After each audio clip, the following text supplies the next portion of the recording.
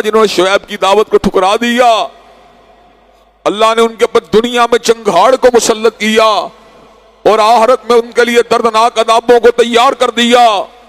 حضرات گرامی قدر کچھ یہی حال ہمارے سیاسی معاملات کا بھی ہے۔ سیاست برائے پیٹ تو ہے، سیاست برائے بچے کی نوکری تو ہے، سیاست برائے سفارش تو ہے، سیاست برائے دھڑے بندی تو ہے، سیاست برائے تھانہ کلچر تو ہے، لیکن ان الحکم الا للہ کی سیاست کہاں پر ہے کہ زمین اللہ کی ہے اور اللہ کی زمین کے پر حاکمیت اگر کسی کی ہونی چاہیے تو پروردگار عالم کی ہونی چاہیے۔ یہ سیاست کہاں پر ہے؟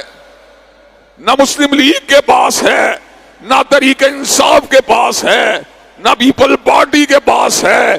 اور حضرات گرامی قدر امت کے اندر کلمہ طیبہ کو پڑھنے والے، سو بار حضرت رسول اللہ کی ذات اقدس کے اوپر درودوں کو بھیجنے والے، استغفار کی مالا کو جپنے والے، سبحان اللہ و بحمدہ سبحان اللہ العظیم کا ورد کرنے والے، حضرات گرامی قدر وہ لوگ بھی ان الحکم الا للہ کی بات کو ابس سمجھتے ہیں، اللہ کی حاکمیت کی بات کو ایک ناجائز اور غلط اور نعوذ باللہ آوارہ قسم کی سوچ سمجھتے ہیں۔ کل ایک بہت بڑے شیخ الحدیث کا بیان میں سن رہا تھا، کہہ رہے تھے نفاذ اسلام کا نعرہ ہی فضول ہے۔ حضرات گرامی قدر آپ کس طرح کی بات کرتے ہیں؟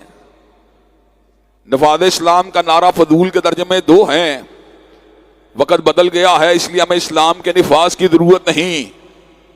دوسرا ترجمہ اس سے بھی سنگین اور اس سے بھی خطرناک ہے کہ اللہ تبارک و تعالیٰ اولاد تو دے سکتا ہے، اللہ رزق تو دے سکتا ہے، اللہ شفا تو دے سکتا ہے، اللہ خوشیاں تو دے سکتا ہے، اللہ غمیوں کو تو اٹھا سکتا ہے، لیکن اللہ اس سسٹم کو نہیں توڑ سکتا۔ مطلب یہ ہوا نعرہ ہی فضول ہے۔